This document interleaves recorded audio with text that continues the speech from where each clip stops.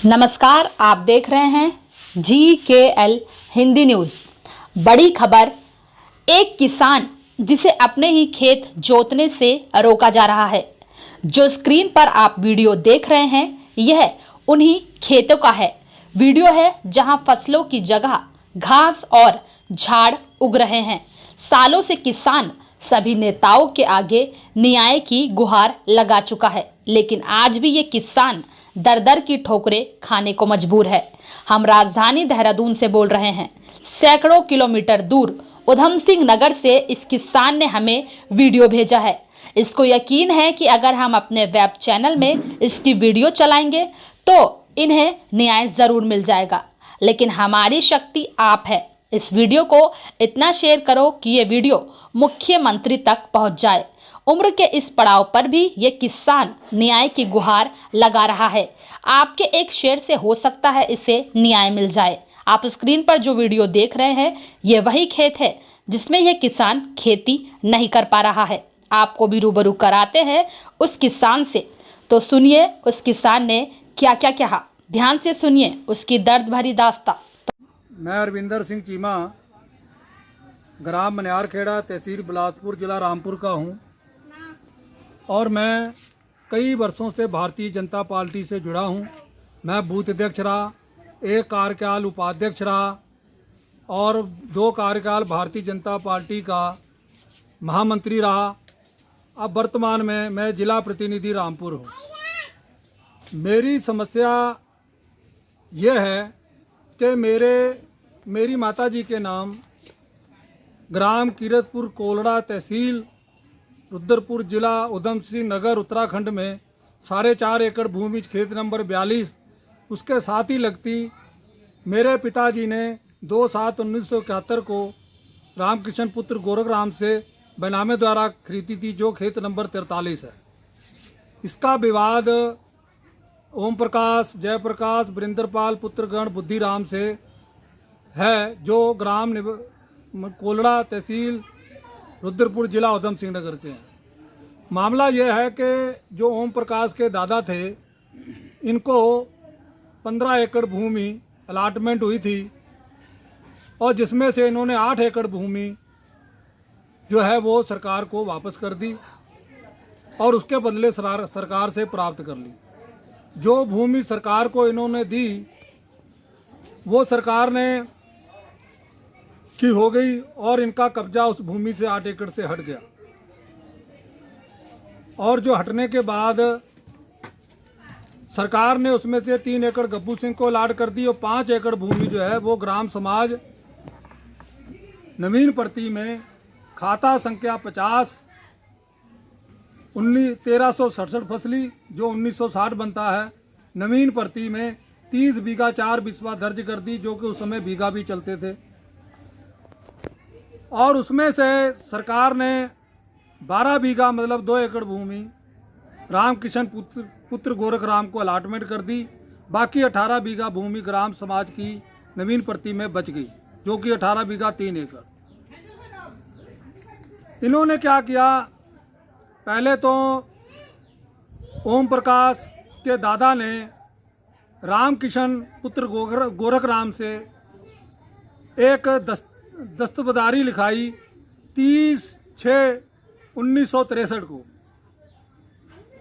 कि 75 बीघा पे जगतू प्रसाद मतलब इनके दादा का कब्जा है और यही काबज कास्ट है, मौरूसी काश्तकार हैं, जो बिल्कुल की गलत बनाई गई। 1960 में ये भूमि नवीन प्रति ग्राम समाज में दर्ज हो गई और 1963 को 30/6/1963 को इन्होंने जो बनाई दस्तबजारी वो बिल्कुल गैर कानूनी बनाई। उसमें ये लिखवा दिया गया कि रामकृष्ण ने को 12 बीघा 2 एकड़ है, रामकृष्ण ने इनको बेच दी और पैसा दे दिया। बाकी ये उनके जब उन्होंने सरकार को दे दी तो ये दस्तबदारी एकदम फर्जी बनाई गई, जो कि गलत थी, इनका कोई अधिकार ही नहीं था।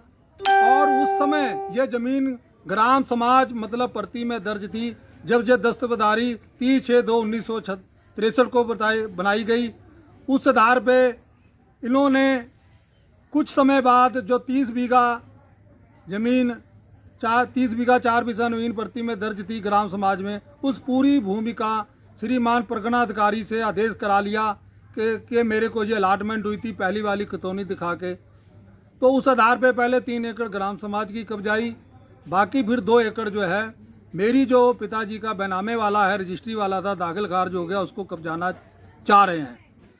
इस संबंध में मैंने बंदोबस्त अधिकारी किच्छा रुद्रपुर के यहाँ अपील संख्या 114 वर्ष 2018-19 को दायर की, जिसमें श्रीमान बंदोबस्त अधिकारी ने मुझे 12/10/2018 को स्टे दे दिया और ओम प्रकाश, जयप्रकाश, वीरेंद्रपाल, पुत्रगण, बुद्धिराम कुछ अज्ञात लोगों के साथ मेरी बोई हुई धान की फसल को 18/10/2018 को काट के ले गए, जो कि सरेआम डकैती की इन्होंने और पूरी गुंडागर्दी की।